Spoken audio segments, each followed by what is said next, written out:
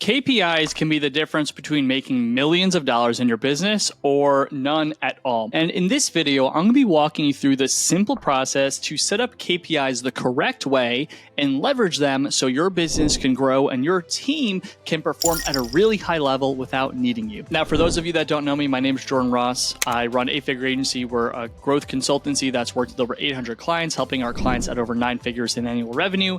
And we also run a holding company that's doing over 8 figures as well. And before we dive into setting up KPIs, in this video, I will be showing you how to actually build KPIs on the fly. I want to first define what KPIs are. Now, KPIs, by my definition, are input metrics that when we track, helps us get to our goals. Now, there are a lot of different philosophies on the marketplace. The biggest ones are KPIs versus OKRs. OKRs are output-focused metrics that I personally don't like. And the reason I like KPIs is when I worked at Amazon, Amazon is a KPI-driven business. Now, the way that KPIs actually work at Amazon, and everything I'm going to tell you is in the Amazon methodology where I worked for 4 years, you always should be starting with an end goal. So KPIs only matter if they help us accomplish our goals. That's it. That's the only reason why we care about them. So we first and foremost we'll start with a goal and use that goal to figure out what the KPIs are. So I'll give you a quick example. If I'm playing a game of basketball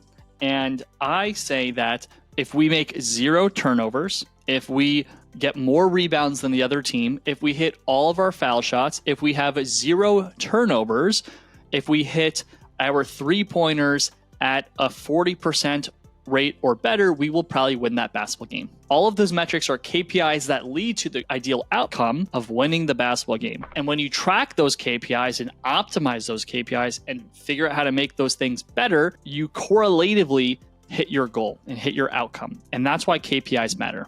Now, in order to do this the right way, what you have to figure out is per department, what are the actual goals you care about, per your business, what you care about, and then per each role. Now, this can be difficult because compounding all of these things could be a little bit convoluted and actually difficult. So what I'm going to do is I'm going to show you in real time right now how to set up goals per company, per business, per role from scratch, and then how to actually start to use them so you actually start to make money. As you can see here, I'm going to list out different types of goals that we want to see in a business, right? So one goal that we want to see in a business is that we might want to have 30 sales closed, 1 per month. So this is something that we would define as an output. This is a department level goal.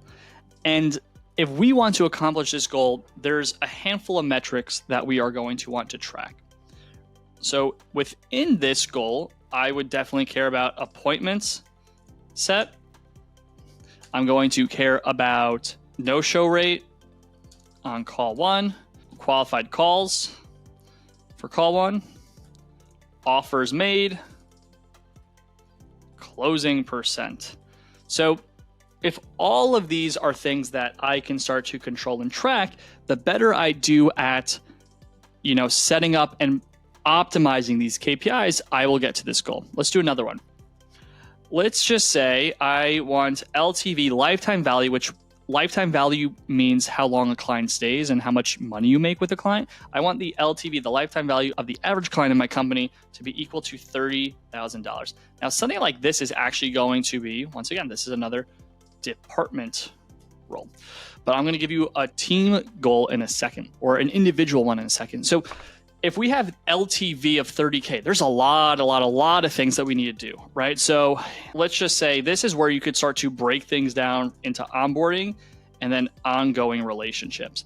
So for onboarding, we want to have Slack channel set up within, 1 hour of deal closed. So what you could see here is another goal and a bunch of different KPIs. And these KPIs can keep getting bigger and bigger and bigger. Now, the reason I like this and what we did at Amazon is all of these things can be tracked. All of these things can be either qualitative or quantitative. A lot of times, in order to hit your goals, you are going to have to start to track qualitative things, right? A qualitative KPI is the client tells us they believe in our plan. So when you're finishing onboarding, you ask the question at the end of your onboarding, hey, is this a plan you believe in is going to help us get the results that you and I both desire. If they say yes, KPI, click yes. For ongoing engagement, right? A quantitative KPI is we are hitting our metrics that we define, which I'll show you a visual of what that could look like. And we're doing that on a weekly basis. A qualitative one that we can turn into quantitative. We're sharing one educational piece of content with the client every week. So we are becoming more than just an ads provider or a marketing agency, as an example, where we are doing more things that they perceive us as an outsourced educational agency for them. So you can make a lot of different KPIs. And if these are the right KPIs, you should hit your goals. And here's why I like the KPI model. The right KPIs get you to the desired goal. If you are falling short, the question you have to ask yourself is, how can I adjust my KPI so I can get my desired goal? So here is a very real dashboard that can be considered a KPI dashboard. Now, this will have both goals and KPIs in here, but in this dashboard, and why I love this KPI model, this is the exact way we did at Amazon. You have all of your clients, all the account managers, and all the relevant KPIs, right? So if our goal, let's just say, on all of these things, could be click-through rate, could be goals, impressions, sessions, or it could be a bunch of stuff. But ultimately, if you were running an SEO agency, this is an SEO dashboard, you want sessions and you want to help your clients generate revenue. So the more sessions, the better. Every single client has a desired goal or KPI and an actual. The reason I like KPIs is we could start to track, are we actually doing these things? Now, sessions would have KPIs that lead to sessions. Like, what are the things that we need to do to actually hit our desired sessions? And an example of that could be blogs per week, could be backlinks per week. It could be keywords we're ranking on. So there's a bunch of KPIs that you could actually break down sessions. But one of the goals that you saw before this was our desired output is that we hit all of these things. So each one of these things has its own KPIs. So if we use this methodology and we break down our company goals into client goals, into team member KPI and client KPIs, we can start to manage a lot more effectively. I'm going to show you exactly how we do that. Now, up until this point, we've established all the goals, we've established all the KPIs, and now we need to manage it, which is the hard part. What you're looking at right now is what I call the standard work checklist. This is an Amazon process that I bring to all my companies and all my clients, and you should take it too, that allows tracking KPIs to be easily tracked. Now, like I said, KPIs can be qualitative or quantitative. You could see here, I think this is probably too small to read, and that's intentional. I don't want you knowing what this all says, but I want you to see that, we have these checklists.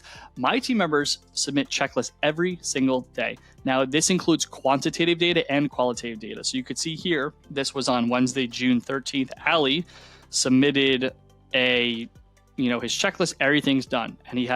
And this one is all of our clients that we're onboarding.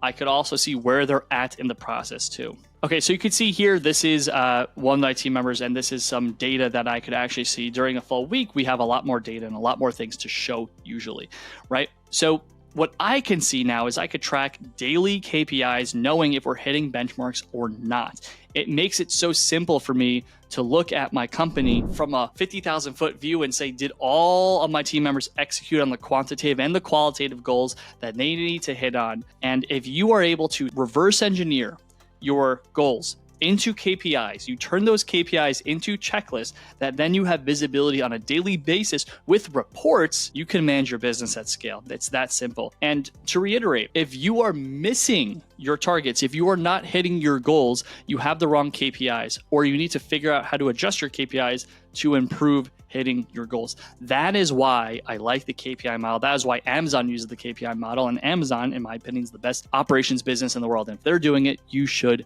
too. If this video was valuable for you, make sure you like and subscribe to my channel. Make sure you go to the link below to book a call with us if you're needing help setting this up, because this is something we could easily help you set up.